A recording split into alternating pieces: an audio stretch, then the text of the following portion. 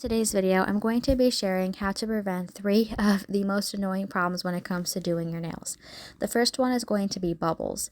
Bubbles are annoying. So the best tips that I have for preventing bubbles in your nail polish when you're painting your nails is to A, make sure that you apply your polish in thin, even layers, and B, to make sure that you allow your polish to dry thoroughly between each coat. If you apply the nail polish on too thick, it can cause bubbles, and if you don't allow your nail polish to dry between layers, that can also form bubbles. If this does not work, I would highly recommend adding some nail polish thinner to the bottle. If that still does not work, it's usually the nail polish bottle becoming too old, and sometimes it's just better to throw away and get a new bottle of polish. The next problem is the smearing of the stamped images. This is also very annoying, especially if it's a delicate one like this. A lot of people will say that this is because you're not using the right top coat, but in my opinion, it's truly so easy to fix this by allowing the stamped image to dry on the nail for a few minutes before you go to top coat it, because the image is still kind of wet and the top coat can likely smear it right when you stamp it on there.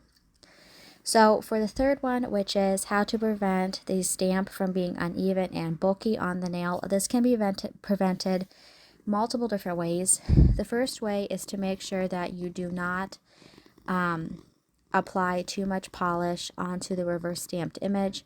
So depending on whatever nail art tool you're using, whether it's a detail brush, a dotting tool, or it's a nail polish brush like I'm using here, make sure that you don't have that much product on the brush when you go to reverse stamp, and make sure that when you go to reverse stamp that you don't accidentally flood one part of the image, because if you do that, it can cause the nail to have uneven spots in the reverse stamped image, and that can create bulkiness, and also the unevenness can cause the nail not to dry completely, which can also cause it to smudge when you go to top coat.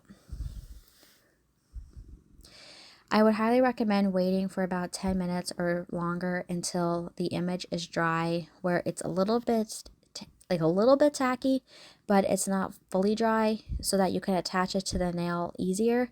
But you don't want it to be wet to where you go to put it onto the nail and then it just smears. So it's kind of like a trial and error to figure out the right amount of time that works best for you.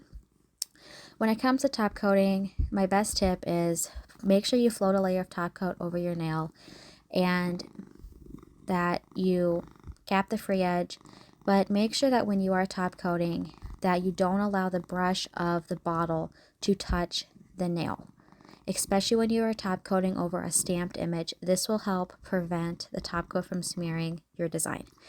And if you are top coating and you still get bubbles, but it's mostly, you can add a little bit of nail polish thinner, but sometimes I've noticed with fast drying top coats that when you get to be probably half or more down the bottle of polish being used, then bubbles tend to form. And I've noticed that fast drying top coats especially, they can become almost like a glue consistency, and it's you're prone to having it smudge at that point, and it's just better to get a new fast drying top coat bottle, and that usually will prevent it.